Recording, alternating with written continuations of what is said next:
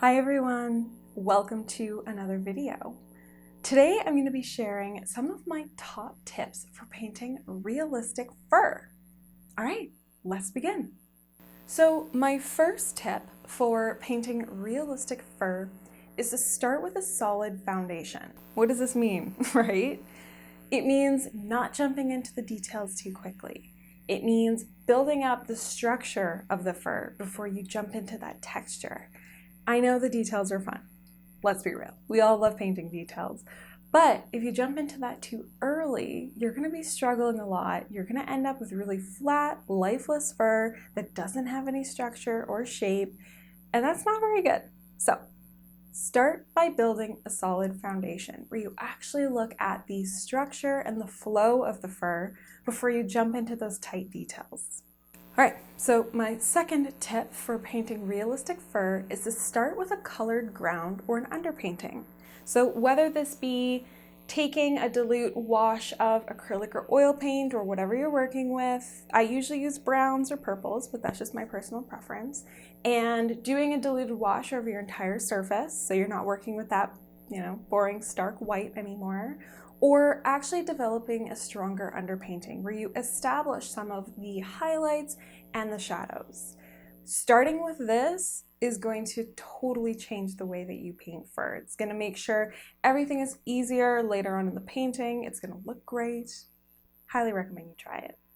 My third tip for painting realistic fur is to make sure you've got some what I call rogue hairs. And in a nutshell, nature is not perfect at all. Nature is chaos. It's very chaotic. And if you've ever looked closely at a photograph of some sort of wild animal and you're zooming in tightly on that fur, you're going to notice that it is not super neat and tidy. Animals don't really brush their fur in the wild. And even if you have your pet dog or your cat, their fur is a little chaotic too. So if you're painting has all of the hairs perfectly aligned, perfectly flowing, with none of that natural chaos, something's not going to look quite right. It's going to look a little stiff. It's not going to look super lifelike. So always make sure that you're putting in some of those rogue hairs. I like to make them kind of go not totally against the grain, but a little bit chaotic. So all of your fur is lying in one direction, have a couple that flow off to the side a little bit. They've got a bit of a curve, they're a little displaced. Don't worry, it's gonna add so much realism to your fur. And that leads us into the fourth tip, which does actually go along with our rogue hairs, but it's to make sure that your hairs themselves are not all straight, because they are not. Hairs in nature have a lot of flow to them, especially when they get a lot longer. On very short-haired animals, that fur does tend to be shorter and straighter, so you can get away with it there, but especially once you're starting to get a bit of length in your fur, give those hairs some flow. Sometimes they're wavy, sometimes they're curved, sometimes they're all crimped up. It depends on not only the animal that you're painting, but where the hair is on the body. So for instance, if you're painting a wolf, the hairs on its back or its shoulders, it's going to be having a lot of those thicker guard hairs, which do tend to be a bit straighter. But if you look into that soft downy hair behind its ear, you're going to notice that there's actually a lot of crimped hair, so a lot more flowy and soft. It's a completely different texture. So make sure you're paying close attention to your reference photos here to make sure that you're actually getting the shape and the direction of those hairs correct. And that leads us to the fifth tip. Still talking about hairs here. So we kind of talked about direction and the shape and the flow of the hair. The length is really, really important for realism. It's different for every animal. It's different for every part of the animal. Like we mentioned earlier, if we're painting a realistic wolf portrait, the hairs on, let's say, the back of its shoulders or even its chest, that hair is going to be a lot longer than, say, the hairs on the bridge of its nose or the hair on its ears. If you painted all of the hair and fur the same length, it's going to look a little strange. So make sure you're paying attention to the length of the hair as well.